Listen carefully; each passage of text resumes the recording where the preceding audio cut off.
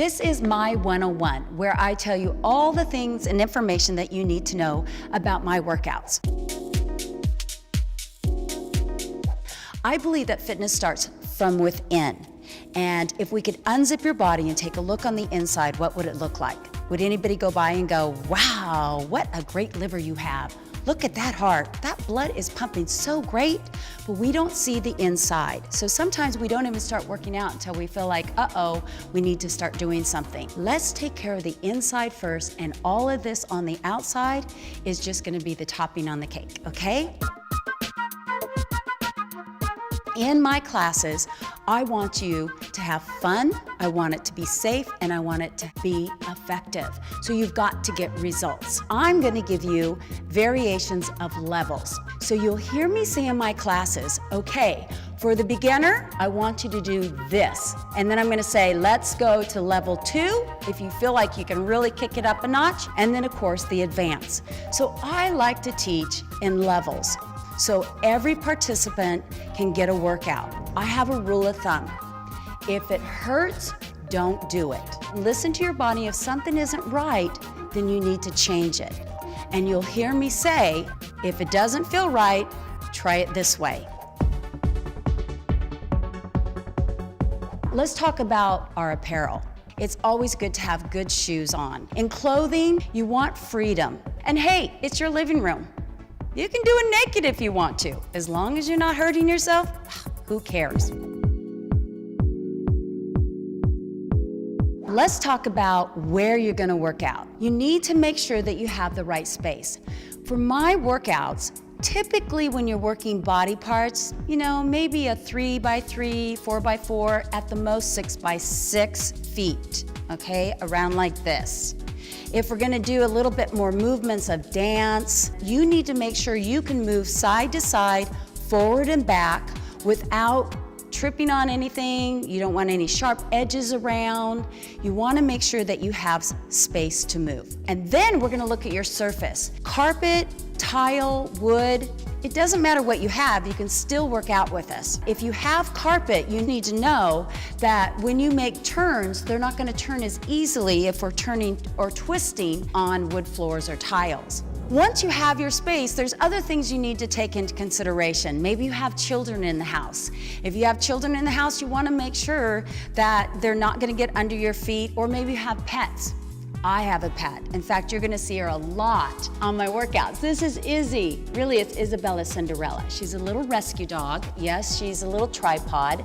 And she works out with me. She comes to all my classes, and she just hangs out. So I have to always be aware of where I'm stepping so that I don't step on her. Let's talk about equipment. I'm gonna bring you a combination of body parts, cardio, and some stretching. And how we're gonna work those body parts are through variations of resistance. You can use your own body weight as a form of resistance. For instance, I'm doing a one-legged balance. So as I'm balancing here, I'm using my core. This is in my abdominals and my back to help me balance, right? And my leg is contracted because it's trying to help me balance. I use a lot of different resistance besides my body weight. We add equipment to add that resistance. These are made of rubber, the rubber tubing. They come in different colors because it's a different resistance. So the bigger one is a little bit harder, the green one is medium, and let's say you're just starting out, you might want to get the smaller one, the yellow one. Always check your equipment, make sure that it's in proper condition. Especially with tubing, I always run my fingers through to make sure there's no holes or tears. It's a great form of resistance. It gives a positive and a negative resistance. I really like to use hand weights. Any dumbbells, you can get them almost anywhere, but how much you use really depends on you. I'd like you to start out fairly light until you feel comfortable. Even if you can do 3 or 4 reps, then do 3 or 4 reps and set them down and do the rest without. This is what we call a step. This one has blocks underneath, and the blocks give it a little bit of a height. So as we lift our body up on the step, we're using our body weight with the height, it adds more resistance. Very important that when you're using a step, if you're using a step, that these are locked. And if I'm using a step in my workouts, I'm gonna remind you. But then you might say, well, what if I don't have all this equipment? Don't get intimidated by any of the equipment. You don't need it all. Just try it at the beginning just to get familiar with the movements, and then you're like, okay, I got that down, I want to add a little resistance, challenge my body. Because remember, this isn't just a casual little workout. It can be if you want it to be, but we're really here to get you fit and healthy, okay? And then of course, Izzy's favorite is the mat. Having a mat is just really nice to have. It's something down, you've got a little bit of cushion. Support yourself whenever we do the floor work. Yes, I've been in this industry for 30 plus years, and I think one of the greatest things is that my relationship with you, I don't call you my fans, I call you my workout buddies.